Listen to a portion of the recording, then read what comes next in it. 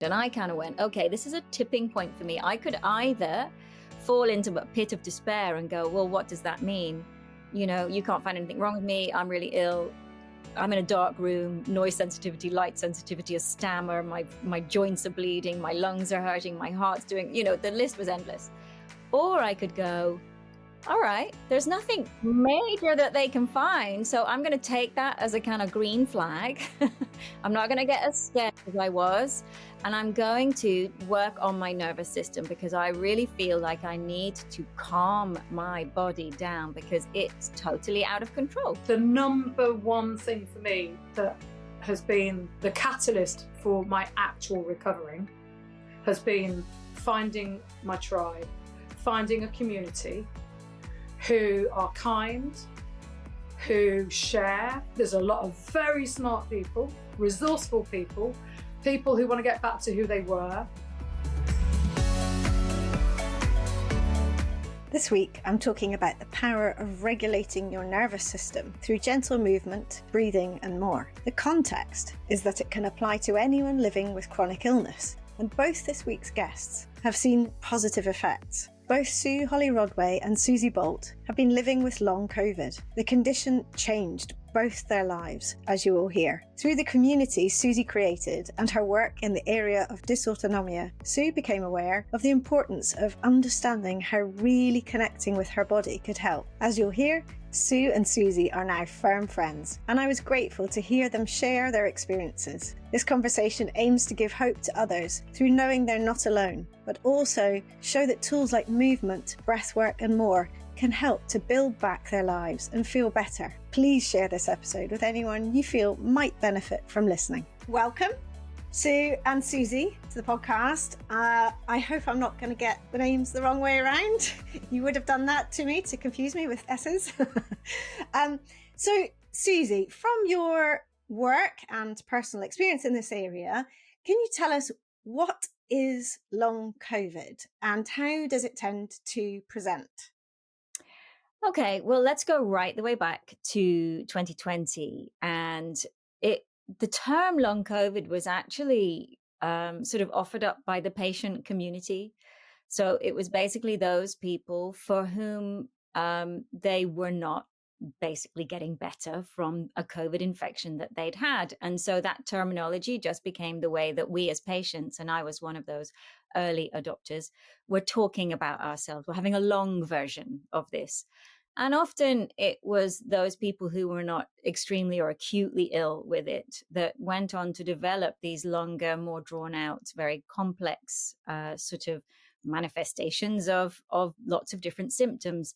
Essentially, it's the body responding to a threat like the COVID virus, but doing a very big, dramatic response to it where the response just keeps going. The body's kind of immune response just keeps going and lots of different things get triggered. And the symptom set is, well over sort of 200, 300 now, the different possible things that your body could start to do as a response to your exposure to this virus.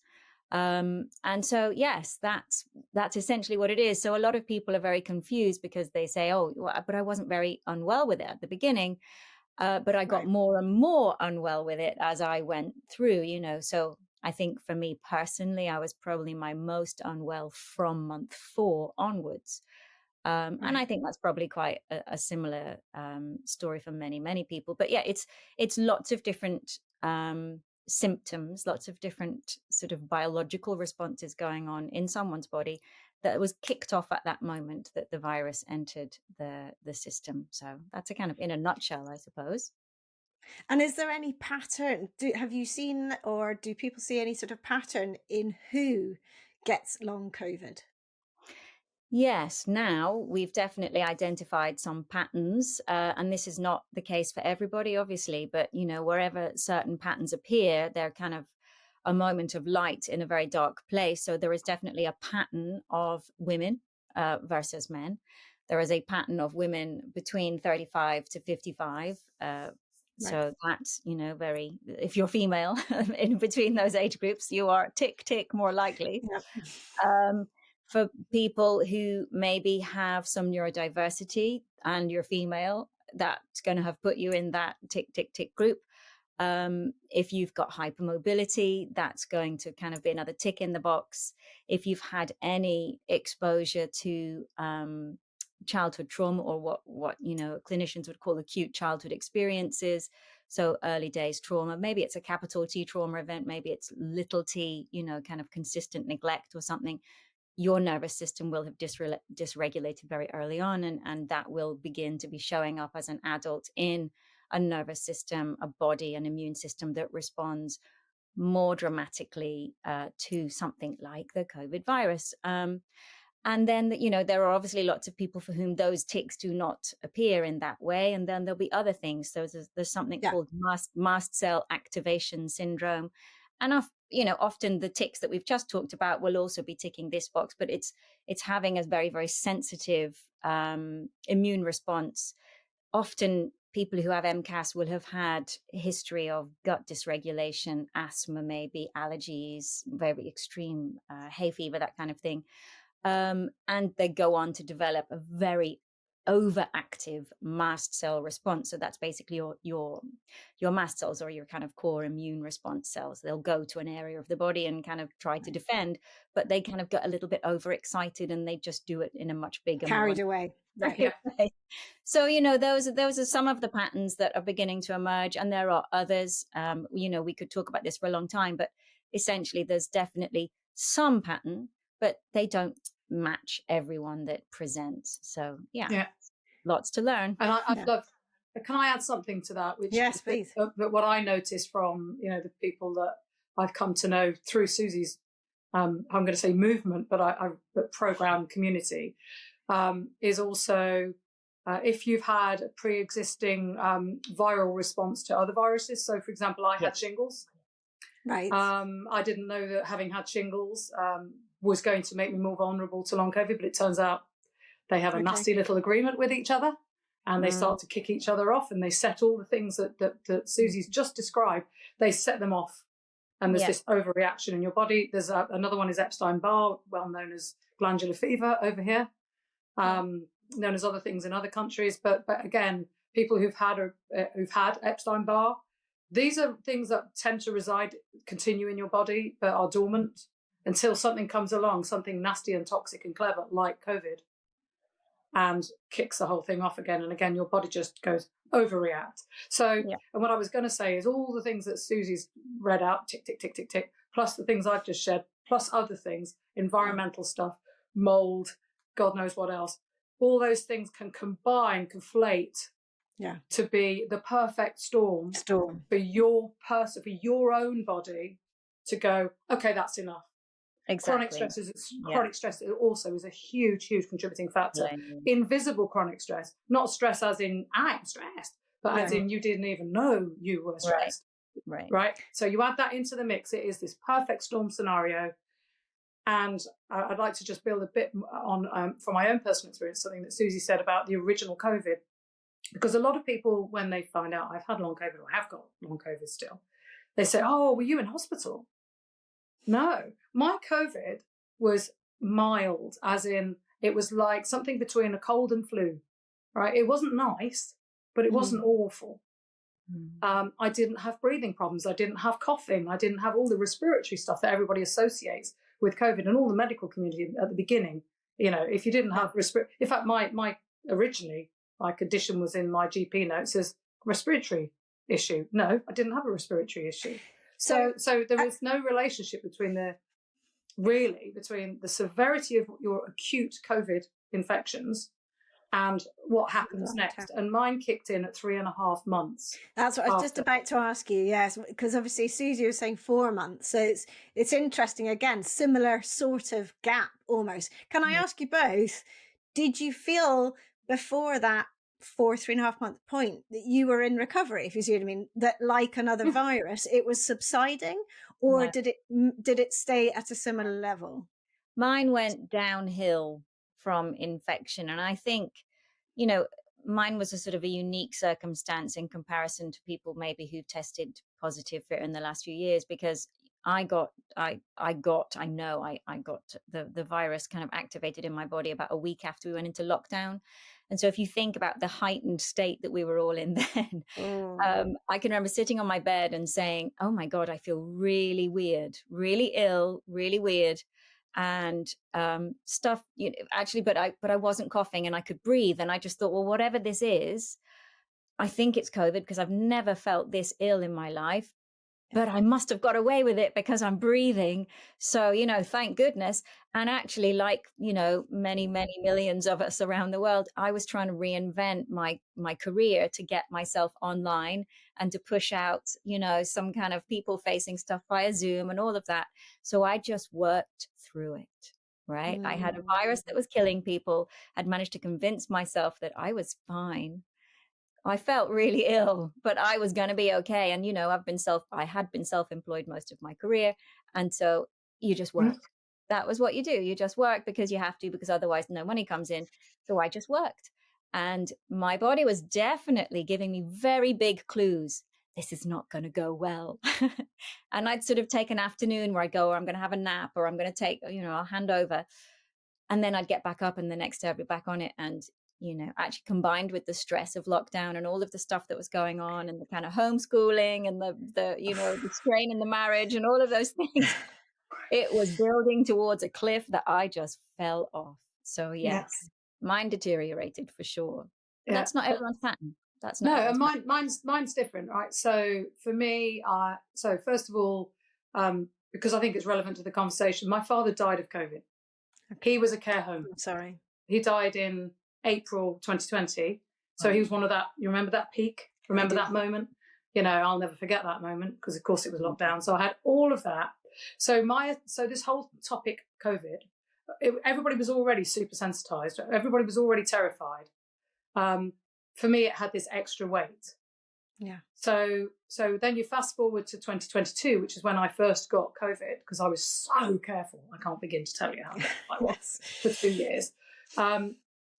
When I got COVID, and obviously by then, 2022, you can test. So I knew it was COVID, Omicron. And I was like, okay, stay calm, because I'm not my dad, right? I'm different age, I'm much more healthy, and I know how to look after myself. So I was so proud of what I did. Went to bed, I really looked after myself through the illness. By day 10, I was like, I'm out of here. I have kicked your ass, COVID. Yeah, went back to a very stressful job. I didn't work for myself. I'm a corporate girl, went back to a very stressful job with a toxic boss and punched through, keep going, all the rest of it, stuff going on with the family, same sort of layers and layers of other things going on, right? And unbeknownst to me, while that was going on, things were conspiring inside my body. I always say, I thought I was fine. And I really, I was saying to people, yeah, wow, you can recover, if you do all the right things, God, if you do all the right things. And then the long COVID bus literally came and drove into me. And so, I mean, for me, that started probably, if I'm really honest about it, 2 months after I'd had COVID and thought I was fine and I'd recovered. Yeah. And the first clues were weird things starting to happen, like my hearing went weird. Super sensitive, like almost, I now realize, a bit like how some autistic people experience sound in a disturbing way. So that was like, what the hell's that thing? That's not, that's not a temperature, that's not your breathing, that's not, what's that? Because nobody ever tells anybody about the cognitive impact of long COVID. And then bit by bit, and then the fatigue hit, like literally crushingly hit. And then I thought, oh, crikey. So it took a while. And then from there on. So that was my pattern. And I think I heard a quote once, and I can't remember who said it, but somebody said a couple of years ago who'd been through long COVID, they said, if you meet somebody with long COVID, you meet somebody with long COVID. What they meant was every single person who has long COVID has their own version of it. Yeah. There are, of course, lots of common things like the fatigue, but we all have our own flavors, right? And literally, because we all have our own neurology, we all have our own metabolism, we all have our own DNAs, gene sets, etc., environment, etc., etc. So why would our our experience and the manifestation be the same? They're not going to be. And that's why it's been so ridiculously difficult to get across from a medical point of view. Yeah. Because 200 to 300 different symptoms, all in one go, right? So yeah, I think everybody's story will be slightly different. There'll be some common themes. Yes. Punching through is a common theme. I can do this, but is a common theme. You know, now we know, and I know, thanks to Suzy's program, can I just say, and I'm going to keep saying that, I now know that the punching through and being proud of it and thinking you can do all these things is not the right way, and there was detrimental. Yeah, was literally the opposite of what I should have been doing. But that's okay. I didn't know. I'm not going to be hard to know about that. No, I didn't know. Exactly. You live and learn, and we learn through experience. And, you know, by educating ourselves, by merely becoming aware that something, that part of the way we are behaving, whatever, isn't helping ourselves. And it takes an awful long time to get to that point, because there's a certain honesty with yourself, but also I think a lot of people feel like there's some kind of defeat in that, because there's a huge narrative in society about push, go, success drivers, you know, being the best, going the fastest, all of this. It's a very sort of competitive part of humanity that serves some, and can, in a body that hasn't got any dysregulations, totally calm, so they can tolerate it in a good way. It can be a motivator, a driver. But for lots of other people, 3 of us included, it doesn't work, and it's detrimental. And if we're lucky enough to realize that, then we can start the work to start truly being kind to ourselves and knowing what, you know, it's a bit of a cliche, but overused, but being kind to ourselves is something I think we actually then have to learn, because it's not it's not spoken about in as much detail as possible to really understand what that means. So can I ask, but neither of you have had any medical treatment, is that right, specifically for long COVID? Or have you had treatment for some symptoms at all? Or the only thing that you go first, Suzy. So very early on, you know, one of my most crushing symptoms that obviously kind of turned the volume up on all of the other things that was going on was my inability to sleep, because my nervous system was so dysregulated. And that week in, week out became paralyzing. I became obsessed with it, as you might imagine, right? I'm sure anyone that's listening understands that space. And actually what happened was my doctor said, we tried sleeping tablets, didn't touch the sides. And he said, look, there's something that we give some of the elderly, and it's a really drowsy antihistamine. It just kind of knocks you out. Should we try that? So he tried me on promethazine, which is a very, very drowsy antihistamine, but a very strong dose of it. And it was the first point that I actually slept for 4 hours in weeks and weeks and weeks. And the other thing that began to happen was I felt like the fire that had been raging inside my body went out.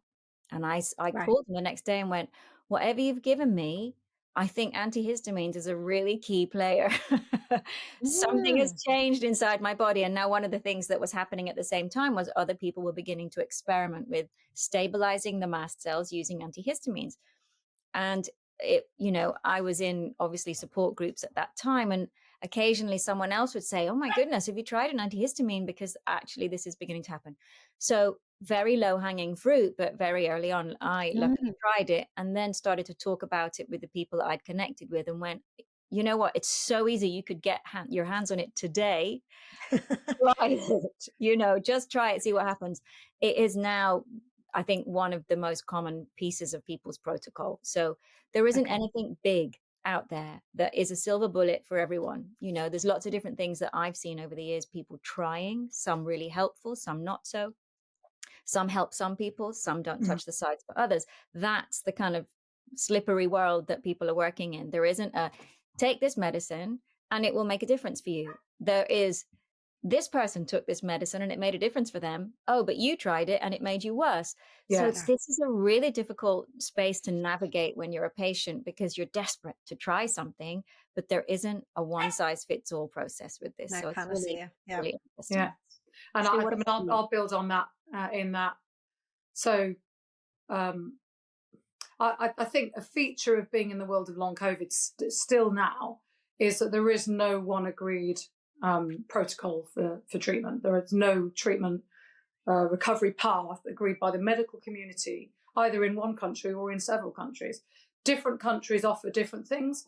If you are lucky enough to be in a country that for example, supports naturopaths and integrated treatment and holistic medicine, then you may be more likely to for people to have looked in the round at how to help you. We don't have that type of system in this country. So if you go, I don't think my story is untypical. I go to my GP. I know more than she does, or they do. That's not me being arrogant. It's a fact. I've spent 2.5, nearly 3 years researching and being part of support groups who've been researched. So there's this huge, huge, huge, huge world of lots of intelligent people, lots of people who want to get better, desperately trying to find answers. And we all try things. And as Suzy said, what might work for one person might not work for another. Go back to what I said earlier. All of our physiology is completely different. Our metabolisms are completely different. Our neurology, our chemistry is different. Yeah. So why would one thing work for everybody? But so what that leads to when you don't have anything being offered over, the counter or at the GP meeting, is you start to try things yourself. Everyone is self-medicating.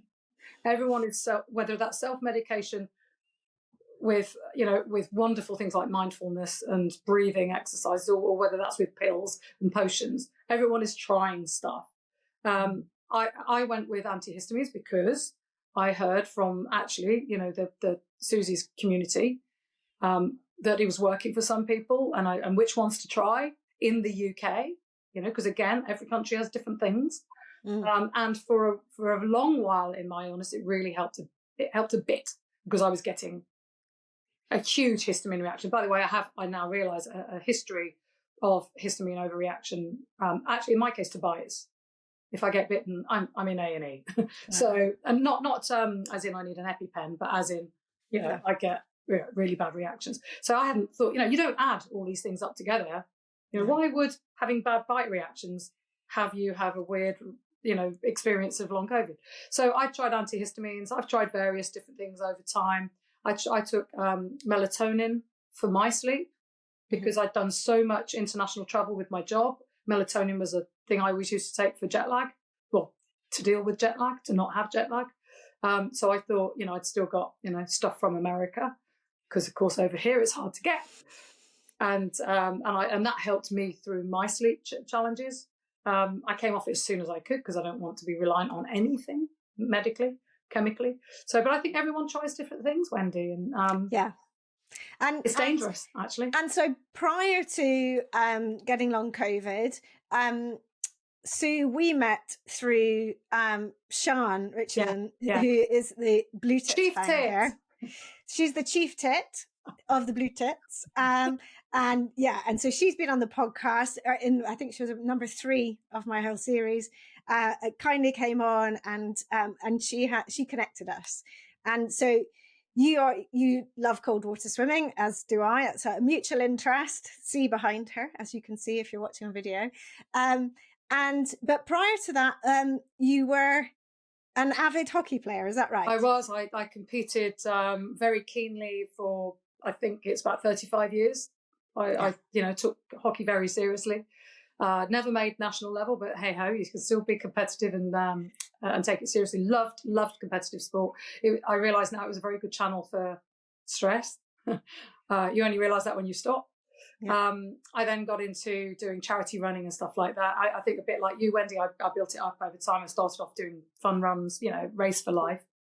And then, got as far as a half marathon until I realised that I wasn't really constructed for that sort of distance, which again, you realise from your own story. And then, but I was prior to this illness, very active. I'm very lucky. I've got my own home gym, with all the cardiovascular equipment in it.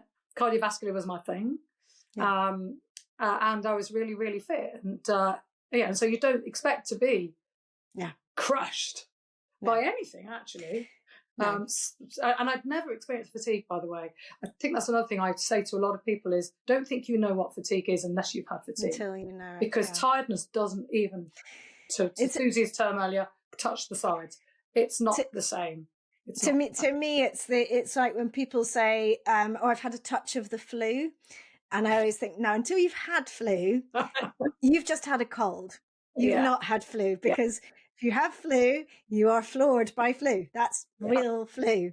And it is people do use terms interchangeably and so on, and you're right, but the problem, you and I were discussing it, Sue, before we came on, was the problem is that it's a hidden condition where, like so many, really, there's very few things actually, that conditions that people live with that are visible. It's the broken leg or the skin condition or something. There's actually very few. Most conditions really to do with pain, mental pain, physical pain, are invisible. So it's really, really difficult to express exactly how you feel, but also for someone around you, even when they love you so much and know you so well, to really know what you're going through truly. And they can see a glint that's not there in your eye, but they can't, they still can't go, "Oh, you're probably a 7 out of 10 today."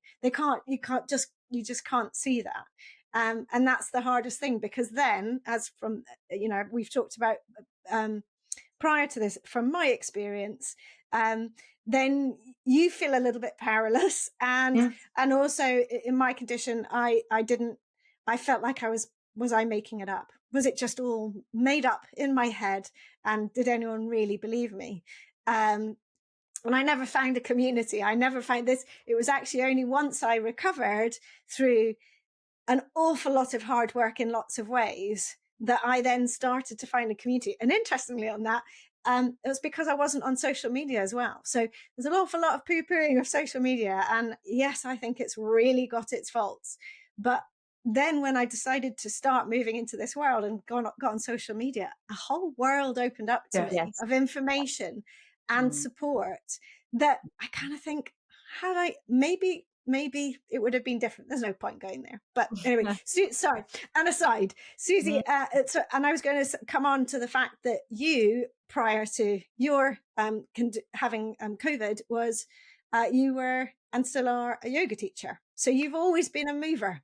Oh, so I did a degree in performing arts and was a dancer and choreographer by major, and moved into theatre, but then moved into, after about 5, 6, 7 years, moved into corporate training. But in the middle of that year, so in my mid-20s, I trained as an Iyengar yoga teacher because I was obsessed with the kind of structure and the learning about the human body and the kind of transformation piece, because I'd been a dancer and I wanted to kind of help myself, because dance isn't a particularly healthy thing. when at that level, you're asked to go to extremes. So, I wanted to do something that was good for me, and I fell in love with yoga. And prior to getting COVID 2020, I was actually boxing. I'd introduced boxing into this kind of yogic space that I'd inhabited for so long, and was having a complete kind of revolution of my own kind of emotional well-being, because I realized as well, you can use yoga as a kind of felt blanket actually on a lot of emotion, and I'd had probably a very, very stressful decade. My marriage had been falling apart for a really long time, and I'd used my yoga practice to kind of crush everything under the rug, so to speak. And actually it wasn't until I'd started boxing and I started to go, oh my God, I'm really angry. And I was just having this incredible time kind of punching the heck out of, my trainer. And then it was very therapeutic, I have to say. If anyone's listening to this and they're kind of, oh, I'm really into yoga and I use it to manage stress, you can only use it to manage stress for so long. Then you've got to get the stress out, right? Then you've got to go and punch something. Okay. I had to hit really hard, because I swear to goodness, it changed my life. But so, prior to, March 2020, I was in the gym 3 times a week. I was boxing. I was getting ready to consider sparring. I've got my helmet sorted. I was kind of like, I am going for this. Yoga teacher goes crazy. And then I got sick. So, yeah, I was a bonfire waiting to happen. Basically, my nervous system was exhausted. So it doesn't surprise me. And I'd also had glandular fever as an 18-year-old. So I had a pre-existing imprint in my system, right? With that kind of, autoimmune issues. Here we go. Let's just store that one in the bank of Suzy. So Yeah. I think it's really easy for us in society because, let's look at social media. Fitness looks like thinness and being able to run far, or, being able to lift weights. But actually, if you look at health can be quite different to fitness. So I was fit, but I wasn't necessarily healthy. You weren't fit for life. Right, exactly. My nervous system was not fitting well. My physical body was great, but no, the rest, no. So let's talk nervous system, because you this is now your specialist area, Suzy, because you've done so much work in this area, and your understanding of the connection about up and down regulation and how incredibly important that is for, I want to say, all chronic conditions, but I also want to actually open that out to the human race. Right. Let's go big. To anyone that calls himself human. I think, it's actually that broad. Exactly. Right. Anyone who has a nervous system. Yeah. That they know about. Maybe there's some that don't, but I'm pretty sure they all do. Just taking a quick pause because I want to tell you about a new offer exclusively for listeners of this podcast. If you'd like to improve your mobility, strength, and learn more about moving well in daily life now and to train for your 90s, come and move with me in the Reclaim Movement membership. There's weekly live coaching in term time with hundreds of replays available, as well as hordes of 5 and 10 minute mini movement videos to follow throughout your day. I'm offering you a 15% discount on your first month's membership on top of the 7-day free trial. Go to reclaimmovement.co.uk/membership to create your account and quote the code podcast15. Let's move together to feel better and keep doing all the things you love.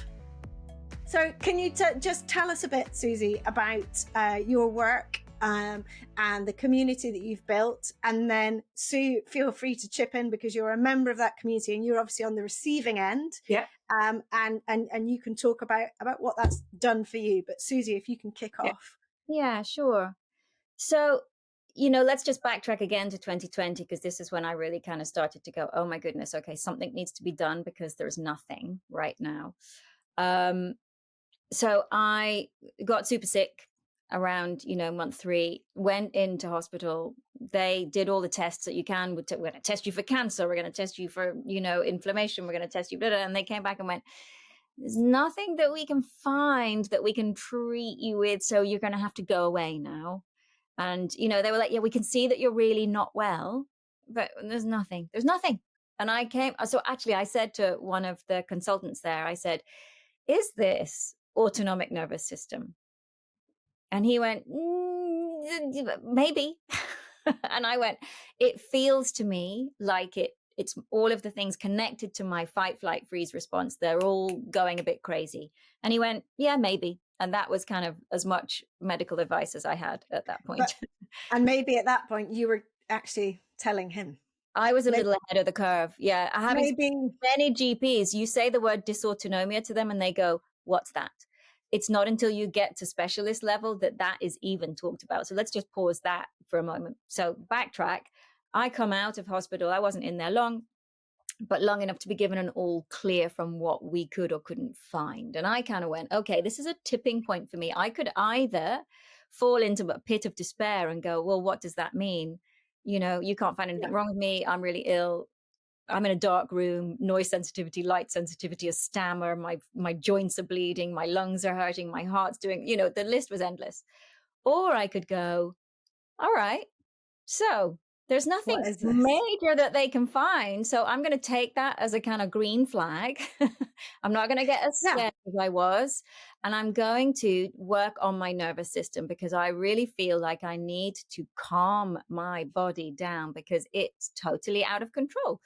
So I was in social media groups at the time where people were sharing that people that they loved had died. You know, my brother's died, my child's died, my wife's died. You know, and the symptoms and the fear, it was off the scale, Mm.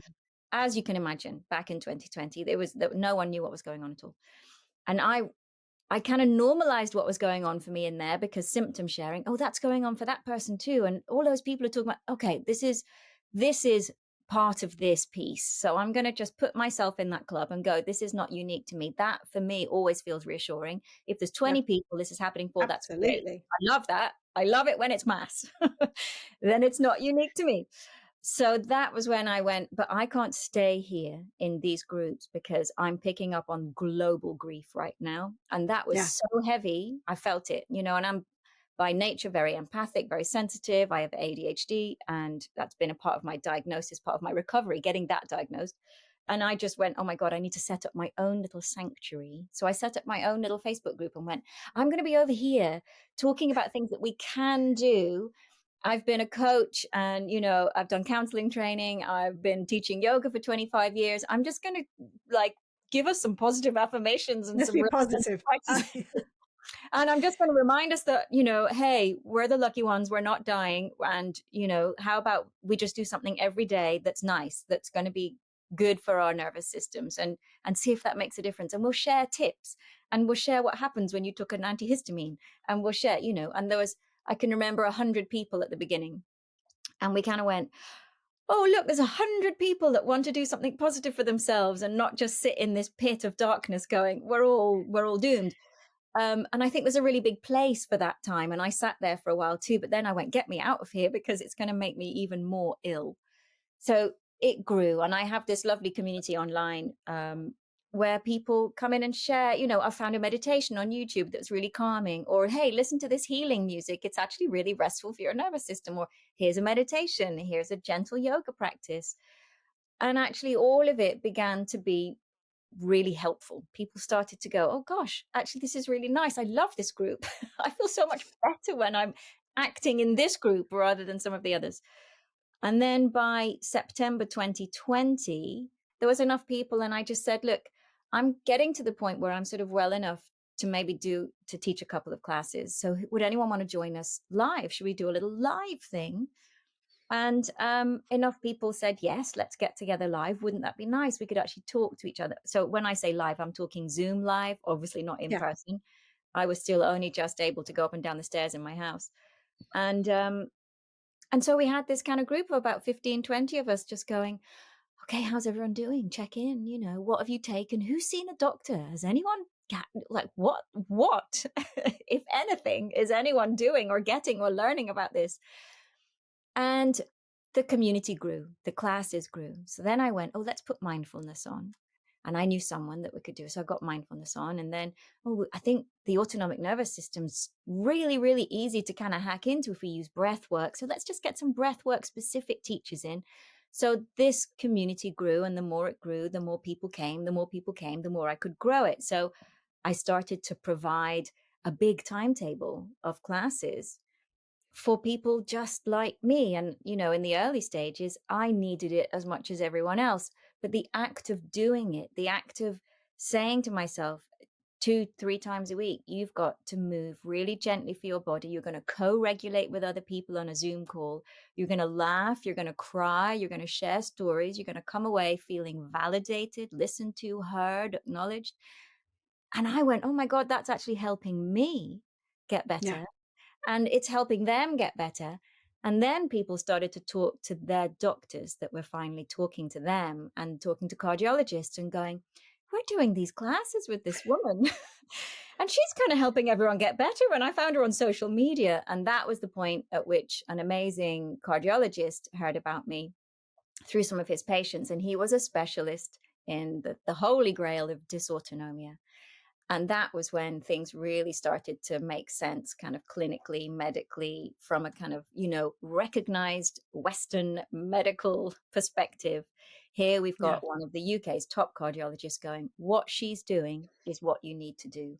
If dysautonomia, which is a big piece for many people, not everyone, but for many people, if dysautonomia is how your body is kind of responding to this, this is the way out. And you might need a heart med just to kind of regulate palpitations, but actually that work is the work. And so So having can I components, just interject there yeah, and just to say, so just while you're on it, so for those who have dysautonomia, mm, so what does that exactly look like? So if you had to describe exactly that, how does that feel? Because that's the piece where people need to yeah, recognize it in themselves, yes, both for, oh, that's how I can maybe get myself better if I have long COVID, mm, or or I'm on the way to something happening in my life potentially because mm. I'm ignoring the fact that I have it. Yes. Okay. So while I remember, because I might forget, the Dysautonomia Project is a website Okay, on perfect. online, which is just awesome, and it's American based, and they've got loads of info there. So definitely go check there. Let's Um, link that in the show notes. exactly. Um, and I would say for many people, and again, not everyone, but for many people, dysautonomia will show up as a form of postural orthostatic tachycardia syndrome, POTS, it's called. And that means you get dizzy. You get dizzy on standing, really dehydrated. Your blood pressure can be very, very low. Um, Basically, when you stand up, when you move, the body goes, no, go sit back down again. Don't like this. Don't like this. And you can feel nauseous and you can get migraines and all sorts of other things. So that's one of the kind of key sort of ways that it shows up. But it will also show up in all sorts of other ways, like shortness of breath. So if we think about the autonomic nervous system, that is the system that runs all of the things that happen out of our kind of decision making. So Yeah. um, Subconscious. subconscious, yeah. So, out of our control, but actually we can control it by that one routine, which is by slowing down our breath. So being aware of how we're breathing, because our breathing rate is dictated by the autonomic nervous system. So we all know that we can hold our breath and we can change how we breathe. I can't hold my heartbeat or change how my heart does its thing, but I can definitely influence the speed of it by slowing my breathing down. So beginning to learn about all of that stuff was really interesting. And many, many, many people, if not probably everyone that gets a long COVID diagnosis will have at some point a dysregulated breathing pattern. So that's probably one of the most common things. And the thing that's so weird for many people to get their head around is they say things like, how can I be this ill? And you're just telling me to breathe better. Are you crazy? It's like, actually, when you understand the science of this, the breath is a way to help. So, Yeah. changing how you breathe, getting the body to learn how to rebreathe, because it gets stuck in that kind of short panic breath. And everything changes the body when we breathe differently. So many different things are affected by that. But it's a really deep learning curve for people. And it takes a lot of people a Yeah. long time because they're looking for the drug. It's like, don't talk to me about yoga. Don't talk to me about Yeah. breathing. For Yeah. God's sake, I'm really ill. I Yeah. Where's haven't the got pill? time for this. Give me the drugs because I'm in pain. I need things to change quickly. And I don't like this. And I want to be done. So, And we've been educated as we've grown up to always look to the medical yeah, community to help outsource. us. Yeah. Yeah, and that seems fair in lots of ways. Better knowledge, better Of course. understanding, training, hundreds of years of history, but I think we have to come to the point that we realize that we shouldn't put so much pressure on the medical world. They're only moving so fast. That Yeah. is all based on lots of people's evidence brought together. But to get the research required to look at big enough groups is incredibly expensive and difficult. It's a whole massive vehicle in Yeah. itself. Yeah. And actually, when it comes down to it, we have to advocate for ourselves Yeah. We do. to learn about what's happening to ourselves by reaching out, by finding the people, by making the connections Mm. that can suddenly bring those light bulbs that go ping and help us to know ourselves better. Yeah. Exactly. And they might not be validated by Western medical practitioners because, Not necessarily. Yeah. they're taught that something is only real if you can test for its efficacy, and therein lies the kind of problem, I think, with much of our kind of culture around medicine. If it's so pharmacologically based, you should be able to test for something, and then you should be able to treat it, and it's a testable treatment. But actually, the work around dysautonomia is so difficult to test for, which is why I think I discovered that they spend something like 45 minutes on it in medical school training. So we have to forgive our doctors, but they don't know about it because the time spent educating them and covering it, because it's almost impossible to test for. So therefore, they just kind of don't touch it, which is really sad. And I think the pandemic will have definitely been changing some of those discussions, but it's definitely something we're not going to see the kind of benefit of for at least another 10 years, I think. But thankfully, the lifestyle medicine, holistic medicine, alternative, whatever the words you want to put to describe it, is really growing in people's awareness, people's understanding of how important that is. The longevity fascination that's come about recently, and so on. But it all still comes back down to living healthily in a way that's more in tune with you, and learning about what ticks the boxes for you that makes you feel better, sleep better, what makes you happier, what makes you have better relationships with people, and sort of trusting that we have the power within ourselves. We have a lot of knowledge, even if we're not trained medical people, or we haven't had lots of influence from the Eastern medical. You don't need to know that, but our gut, as we like to call it, tells us so much if we can really, truly be honest with ourselves. And I think it's so easy to not be honest with yourself, because we all want to battle on, do the things we're supposed to. And quite frankly, life has got busier and busier and busier. And with all the wonderful advances in technology and so on that are allowing us to speak today, that have allowed us to meet at all and connect, they still are also bringing issues that we have to become aware of, so that we can make choices, not so that we can push it all behind and pretend it's, stick our head on a blanket, but so that we know what we can choose in our lives, and also then educate our kids about what could be beneficial or not, and helping them to see our view on life that it's taken us decades to develop. Oh, yeah. Sorry, that was a bit, I just went off on one a bit. Can I add something in before we go? Before we go back to the amazing thing that Suzy has done. Yes. And I know she doesn't like, Suzy. She doesn't like Suzy. She knows. I know it's a community. I know there's a whole villages and villages of people that are part of the Suzy Bolt community. But I just want to go back to a couple of things. One is what the big speech you just gave. For me, it's about learning to listen to your body. Listening. We've lost what we had thousands of years ago, which was we listened to our bodies, and that's because we weren't being bombarded with all the other noise, right? So listening to your body, I think, is absolutely critical to the holistic answer to being well. I think the second thing is when you have long COVID, and for example dysautonomia, which I had that label stuck on me by my long COVID clinic. They don't like to call themselves the long COVID clinic. They call themselves the post-COVID syndrome service. But after they listened to me explaining my symptoms, they said, "Oh yeah, dysautonomia." And I said, "Oh, good, you've got a label, right? So where's my pill?" Oh no, we don't know how to deal with it. There's no answers, but that's your label.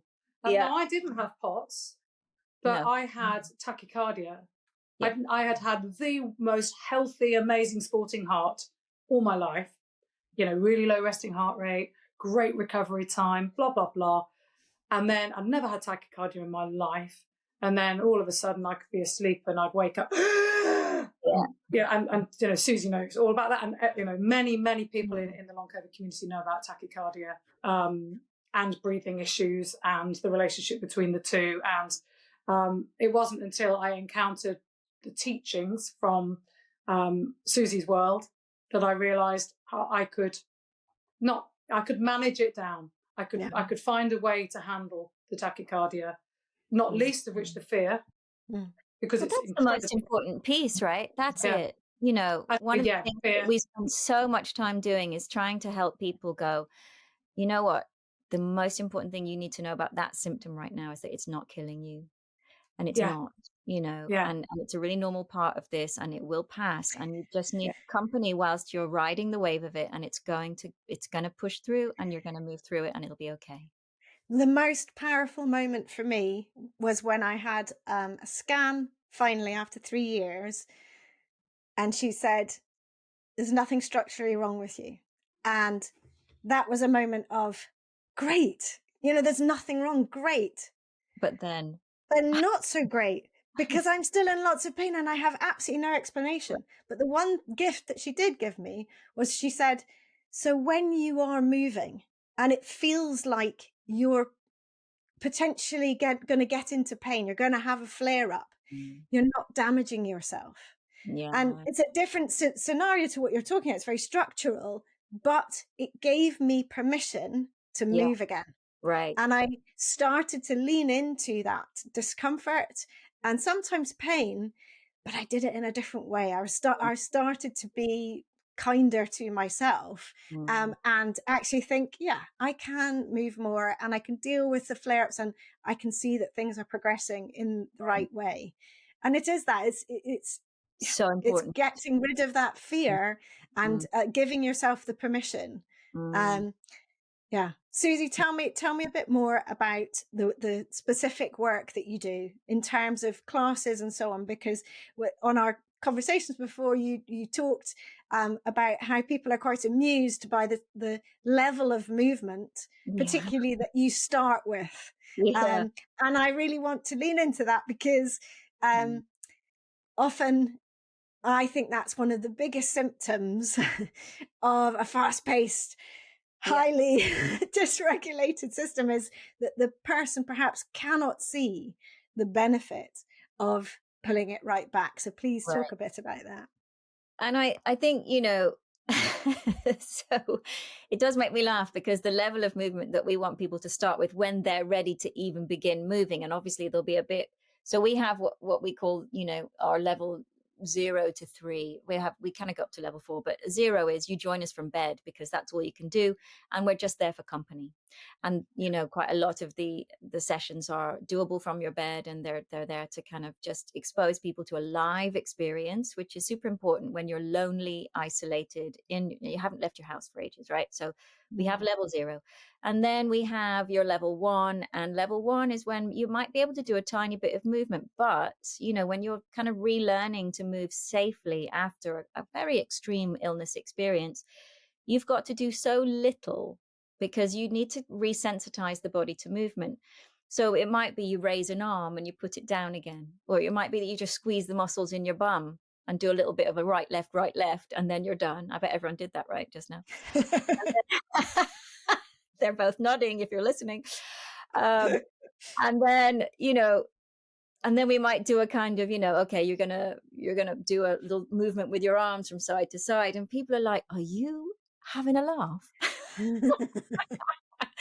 And we go, actually, yes, we do. Make sure that you have a laugh as well. So you're distracted from the part of your brain that wants you to do that 20 times because more is better.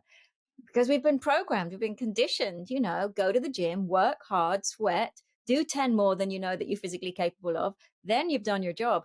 And actually, all of that needs to be kind of ripped up and thrown out the window. So we get a lot of people who and we kind of reiterate it every single class. And I'm talking about 2 classes in particular that myself and my co-teacher Ross Cooper teach, and they're called the Rest, Repair, Recover classes. There's some movement, and we'll cover things like bridge and little knee lifts and opposition balance and things, but we break it down into these tiny versions where level 0 will be, okay, if you're level 0, you're just going to squeeze and release this muscle. If you're level 1, you're going to do this tiny bit of movement just twice. If you're level 2, you're going to do more reps and add in this. And if you're level 3, but we don't even show level 2 and 3 unless people ask, because we know someone new will start and go, "Oh, well, I'm just going to do level 2. I'm just going to do it because I really haven't done any movement. I haven't exercised. And the muscles in my bum are getting a bit soft and I don't like that. So I'm just going to do it."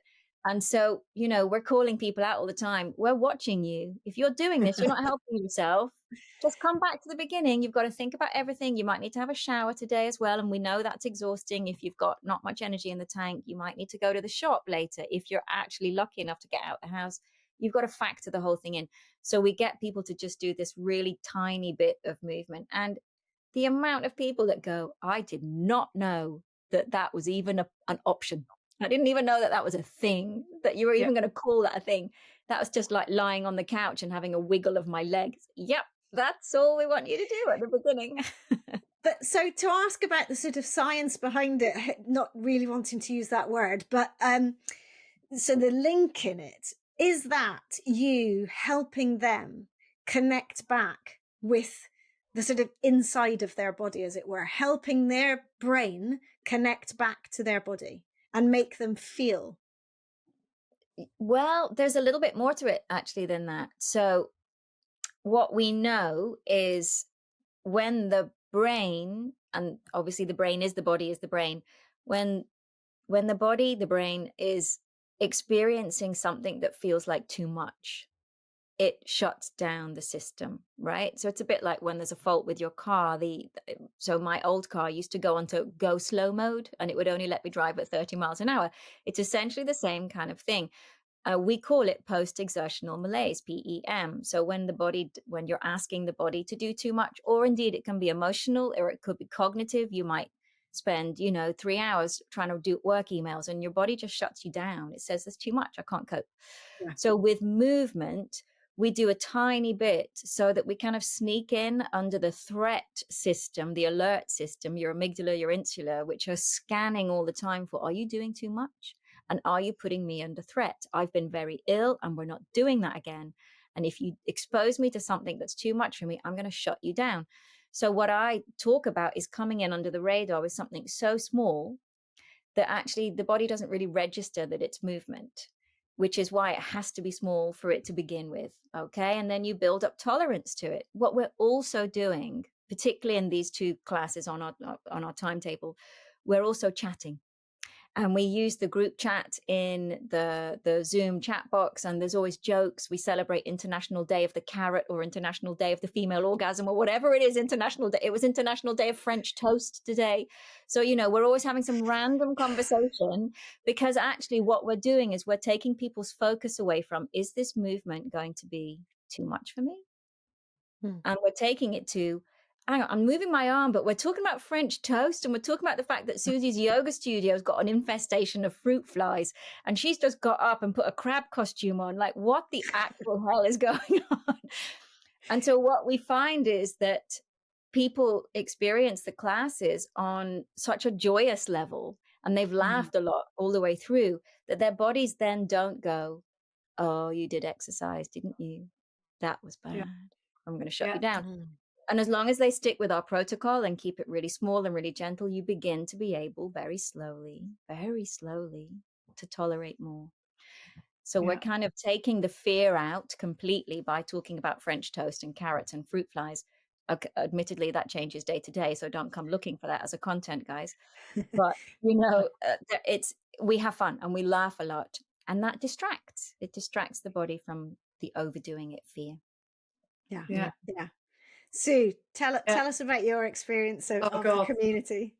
Well, I'm just let's start at where we've just finished with Suzy there, and then I can go backwards to some things I wanted to say. But the whole thing about so what I'm going to say from my experience is, one of the things I loved about the offerings, was that you could do on demand. So nearly all of these classes, are accessible after the event. Right now, for me, that was important because I didn't really feel ready for live. Everyone's got their own, time that it's right, that they feel okay with live. I sort of was, and I think I was sort of dipping my toe into, is this going to work for me? I don't really know. And I don't want to be like, I just didn't want other people around. I just felt that was too much for me at the time. So I want to say that even when you access these classes after the event so they're recorded, on demand, you still get the full benefit of the joy, the silliness, because they're reading out, because Ross You and just Susie, laugh along. yeah, are reading out all the stupidness, and and you still see them in the costumes, or hear whatever the topic is after the event. It's still, and you can imagine, even though I can't visualize, I've got that thing where I can't visualize. That there are all these other people in little boxes all laughing and all there, and that for me, that comes to this thing about connection. The number one thing for me that has been, I think, the catalyst for my actual recovering has been finding my tribe, finding a community who are kind, who share, who, I think we're an incredibly smart community, Suzy. There's a lot of very smart people, resourceful people who want to get back to who they were. Main thing is, though, we all get each other. Because, on a scale from I'm still in bed, 3 or 4 years on, I've never been bedbound, but for a while I was housebound. And everything in between, and the good days and the bad days, the good hours and the bad hours, everyone understands it. And that's true empathy, because you've been inside it yourself. And so, and once you've been in that awful place, which is incredibly isolating, go back to your invisible illness thing. It's such an isolating experience that, and particularly in 2020, nobody would have understood. Even in 2024, here we are, very few people understand unless they're inside it. Finding your tribe, finding your connection, finding a community, finding others, just is healing. That in of itself is healing. Second piece, Suzy and Suzy's tribes, it's all about joy. It's all about joy. Now, I happen to be someone who was joyful about joy all my life. Joy was like a thing. I like joy. I like joy. I like silliness. I'm very gregarious. Joy's great. I like joy. I like joy. Joy's great. And I had a real deficit of joy, in all honesty, since my dad died. Yeah. Not just because it was all about my dad. I had a very difficult relationship with my dad, as it turns out, but it was more the whole pandemic, all the heaviness, heavy. And I, like so many people, very heavy, few years post, including 2020. Joy sort of seemed to seep out of my life. And then with long COVID, joy just disappeared completely. So finding this particular community, and Suzy talked earlier about some other support communities, and I have huge respect for them. And there's a time when they are really helpful. Very helpful. And they're doing incredible amounts of advocacy, incredible research, incredible, they're there for everybody. But I found it so triggering. And I didn't even know the word triggering before, by the way. I found it so triggering. I've been like, I'm never going to get well. I was like, no. I don't want to be, I'm not going to that place. Yeah. Because that is not possible for me to not ever be me again. So I need to find somewhere that gives me, gives me the hope. So you've got connection, community, you've got joy and silliness, you've got hope.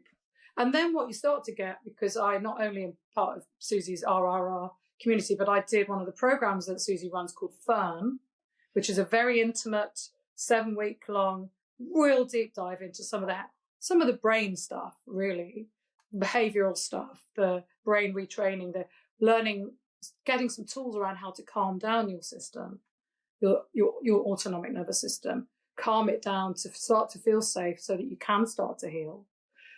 Amazing program. I love it. I learned so much more again from that.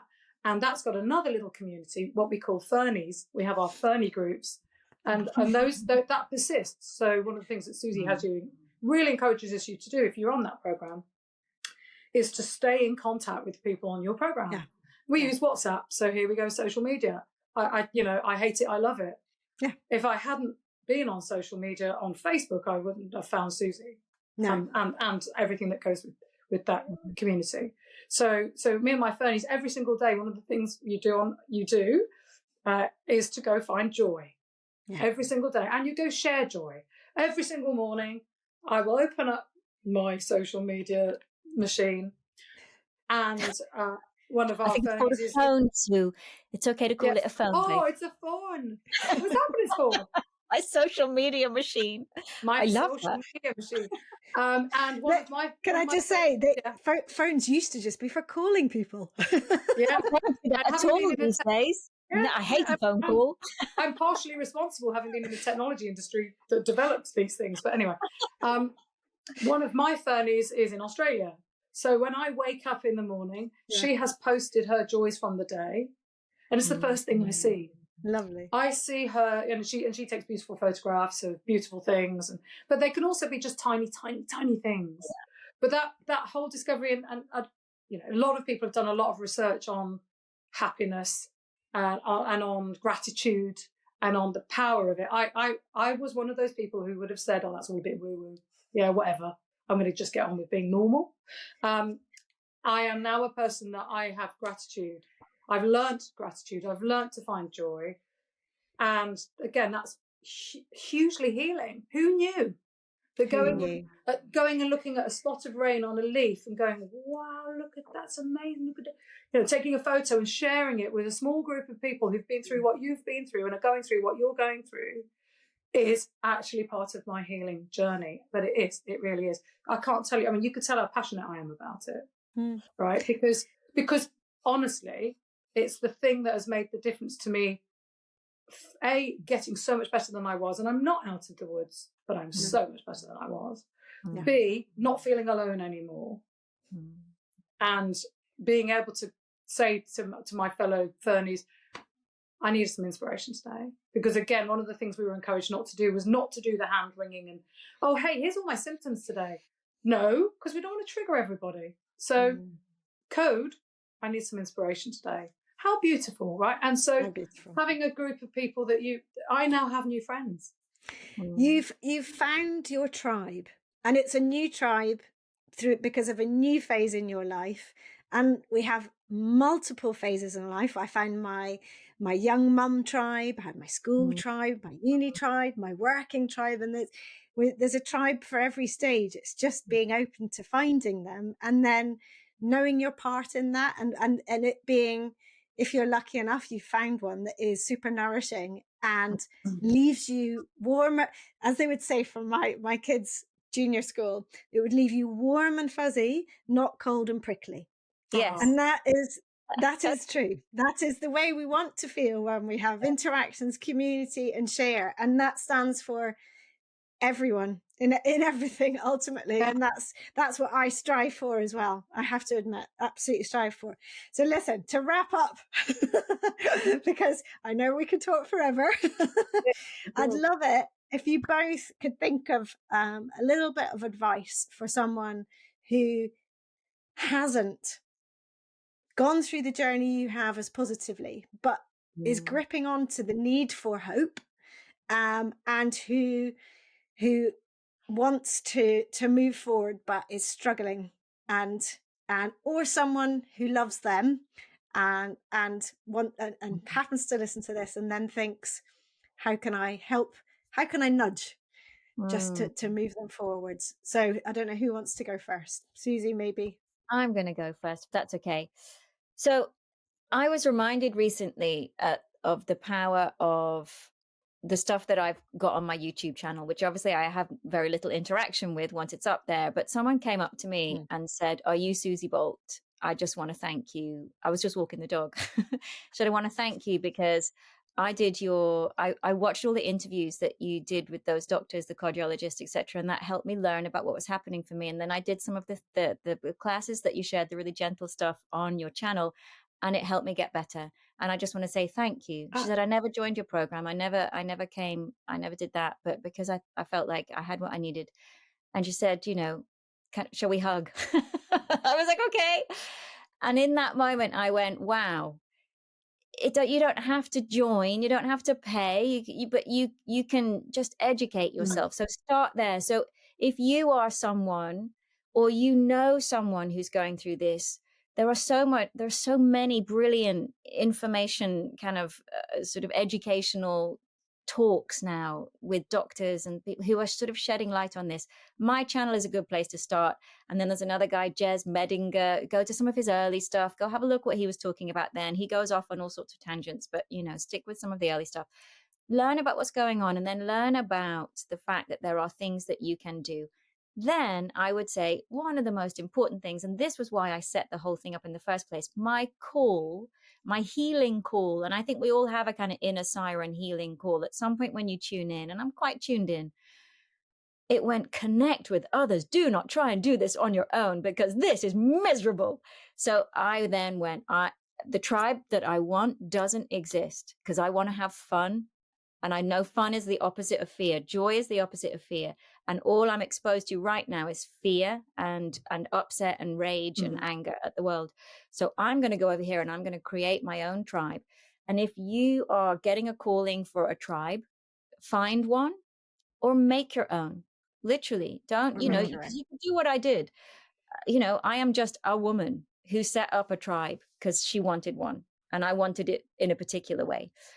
Anyone is capable of doing that, right? And I was the sickest I've ever been in my life. I was in a dark room, which is where phones come into their own, our social media machines, because they've got lights on them and you can work on them in bed.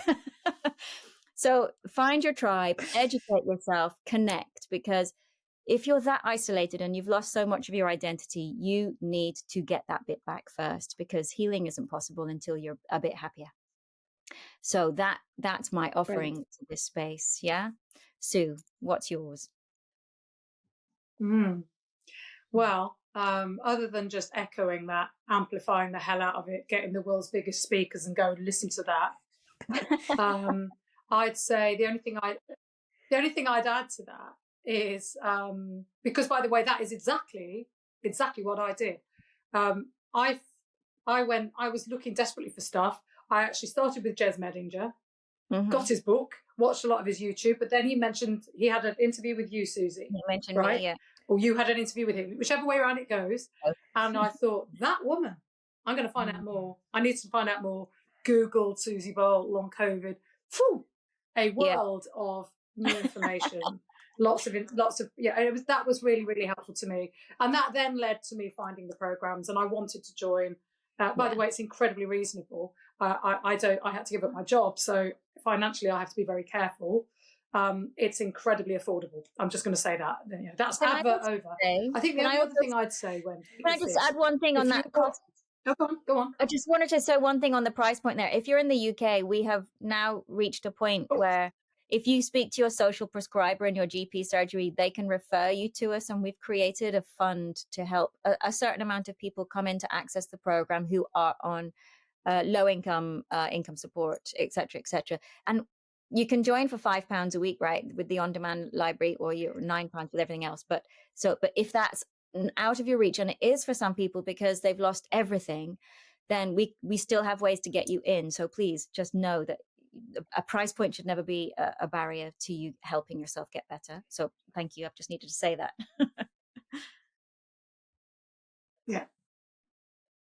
Yeah. Okay. Yeah. So the only thing I'd add, Wendy, is, so if you're listening to this and you either know someone with long COVID or another invisible chronic illness, or you are yourself going through it and you are feeling so isolated and you have no answers and you're so frustrated with the medical community, it's not their fault. We agree this. Know that you are not alone. Know that there is a path out. There is a way to recover. Everyone's speed, everyone's path will be different. We'll meander in different ways, and we'll be going at different paces. But there is a way out. There really is a way out. And then go find the tribe. Go connect. It's just so cathartic to find even just one other person who gets it. You're like, yes, it's not just me. I'm not going mad. Because you can get gaslighted hugely with these types of illnesses. You know, and even the strongest of spirits can get gaslighted, right? So, yeah, I'd say know that you can get better. Know that it's not about, don't do it on your own. There's so much out there now. I've discovered other things that can help me along the way, as well as Suzy's group and program, through the wonderful, resourceful people in that community. So you can go into all sorts of directions, but you can't do that all on your own. researching on your own in illness, trying to find answers will just take you backwards. So it's exhausting. the resources are there. Be kind to yourself. Accept you can't do it all on your own. Don't try and be so strong. You can do this all on your own, like I did for a long time. Yeah. Open up to the vulnerability. Open up to knowing there's help. Go find people who can help you, and know that you can get better, and you'll start to get better. And I am getting better, and it's amazing. I'm finding more of me. Yes. And you're doing podcasts about it. Yeah. So this is the thing. It's so important. The reason that I do this podcast is to share people's messages, to learn more, to get information out there, lots of which I have no idea about, and I just want to learn more. And I think the more information share we can have, and the more support we can have, the better the world is. And so I thank you so much for your time sharing both your stories, Suzy, for the work you and your team have done. And, obviously Sue is a huge fan clearly of that, but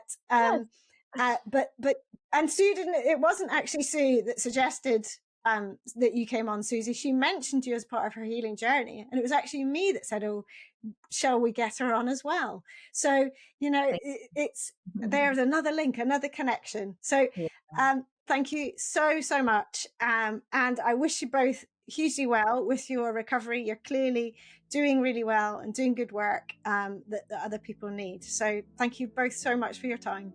Welcome. It's been a great pleasure. Thank you for asking. Yes, thanks. I hope you've enjoyed listening, and if you have, you can help by doing 3 things. First, press the follow button to tell podcast platforms you want to listen again. Second, please give the show a 5-star rating and leave a review about why you liked it. And third, I'd love you to share it with friends and family or on your socials, for which I'm truly thankful. Finally, if this podcast is making you want to start reclaiming your own movement, join me in the Reclaim Movement membership for classes, both live and by replay, and countless videos of mini movement breaks to add into your daily life, covering practical and fun, important natural movements. Visit reclaimmovement.co.uk/membership to get started with your 7-day free trial. See you for the next episode, and thank you so much for listening.